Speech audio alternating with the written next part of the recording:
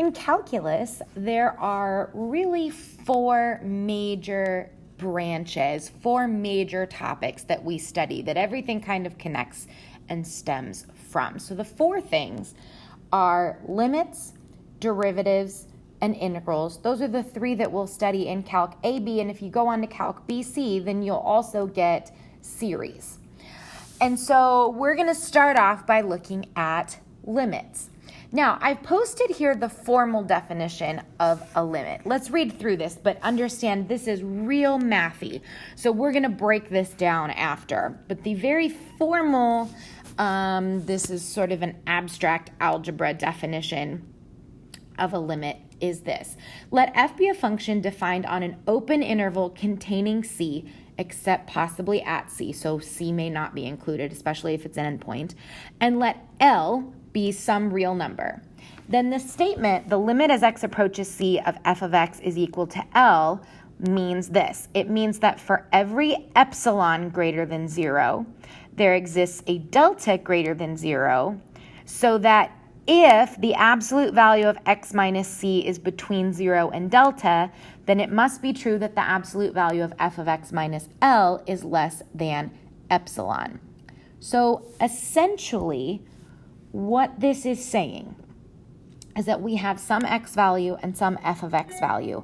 And the idea, remember that absolute value is always talking about distance. So the idea is that if we move closer and closer to a certain x value, the distance there would be delta. If we move closer and closer to a certain x value, then our f of x value, the window between f of x and L, which is our limit, is going to be less than this epsilon value. Now again, this is super abstract, and you would not use this formal definition unless you were taking an upper level math analysis course in college. And so instead of focusing on this, we're going to focus on more of a verbal, a little more user-friendly definition. So here's essentially what that formal definition says.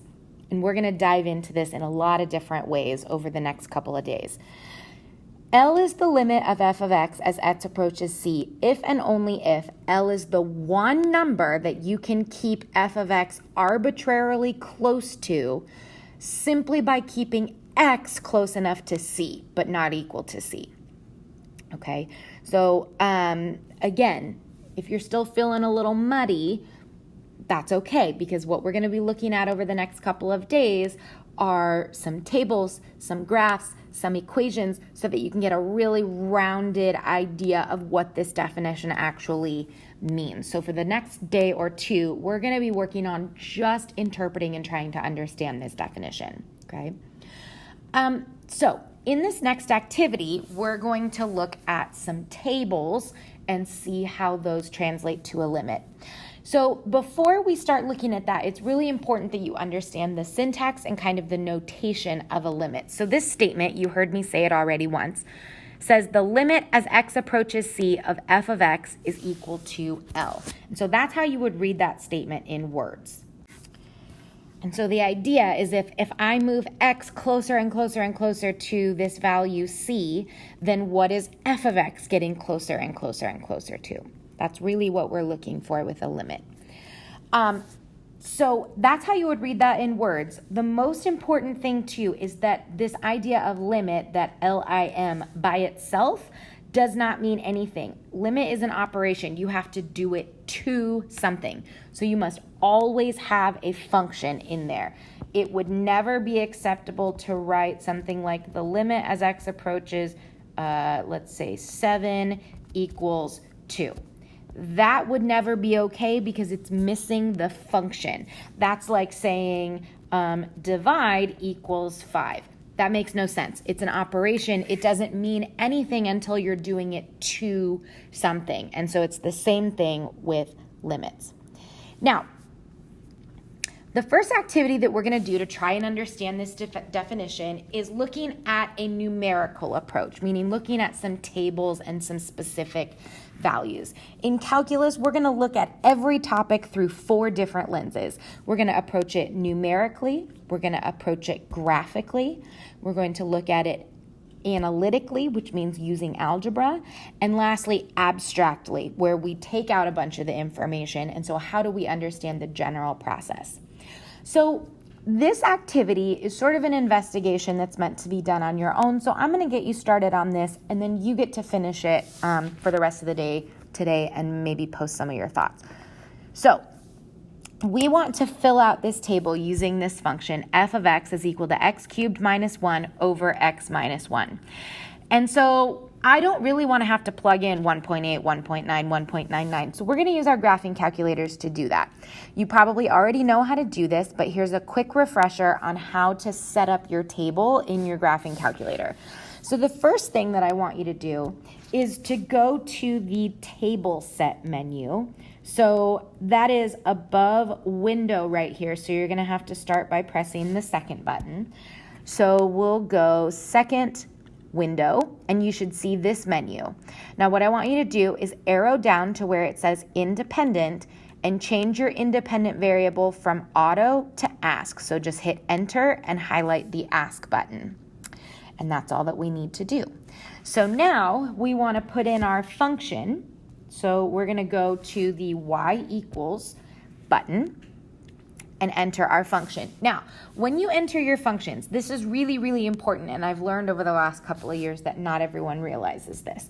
You have a variable button.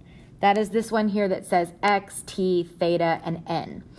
That is going to be really important as you move forward in calculus because you're going to change your calculator to different modes. What I've found is that a lot of people are using the alpha button and using the x that's down here. That is not what we want to do, okay? So you always want to use your variable button when you're creating equations. So let's go ahead, look back at your notes, and let's type in that function. Don't forget that you need to put parentheses around the numerator and the denominator and use your variable button. So I'm going to say x to the third, arrow out of that exponent, minus 1, parentheses, divided by parentheses, x minus 1. That's exactly what it should look like. Okay, now you can graph this, but we're not really interested in the graph right now. We're interested in the table. So we want to go to the table menu, which is above graph. So you're going to hit second graph. So let's do that. And you see that it brought me to a table, but my table is empty. Normally this x is filled with x values. It's because we set our table to ask us for the x values. And so we're going to type them in ourselves. So if you look at the table on your notes, the first value we want is when x is 1.8. So I'm going to put that in and hit enter.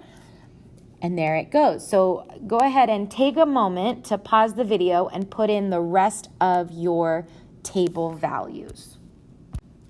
All right, so you can see what our x values are doing, 1.8, 1.9, 1.99, 99999.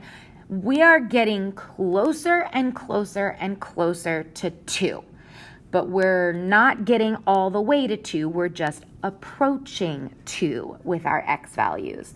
So the question below your first table says, what do you think happens to the values of f of x as x increases towards 2. So if we look at our y column, as our x's are approaching 2, we can see that our y values, 6.5, 6.95, 6.995, 6.9995, our y values appear to be approaching 7.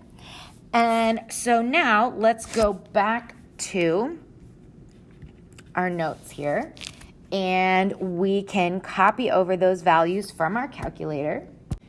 And so what do you think happens to the values of f of x as x increases towards 2? We can see that the value of f of x is approaching, we never actually got there, but f of x approaches 7. So that's how you would think of a limit, okay? Now part B is also x values that are going to approach 2, but we're going to approach 2 from the top this time. So go ahead and put those values into your table and see if you can answer that question. So this time our x values are getting smaller, but we're approaching 2. This time we're approaching from above 2. And we see the numbers that we have here. If we look at our x's, they still seem to be approaching 7. Oops. So the next question is, since from the top and from the bottom we're approaching 7, then we can make the following statement. The limit as x approaches 2 of x cubed minus 1 over x minus 1, again, notice you must include the function there, equals 7. This is essentially the value of L from that formal definition. We are approaching 7 as the x value approaches 2. So now the question is, what is f of 2? Now you can go ahead and go back to your table and put in 2 so that we can get that value, and we see it is exactly 7. So that's kind of handy. We see there that the value of f of 2 is the same as the limit as we approach 2. That, it turns out, is pretty significant, and that's something we'll talk about more in the coming days. Then for part D, this is more just like a practice with our calculator. It says, using a calculator, graph f of x on the window from 1.8 to 2.2 and sketch the result. So I just want us to take a peek at that and make sure we know how to do it.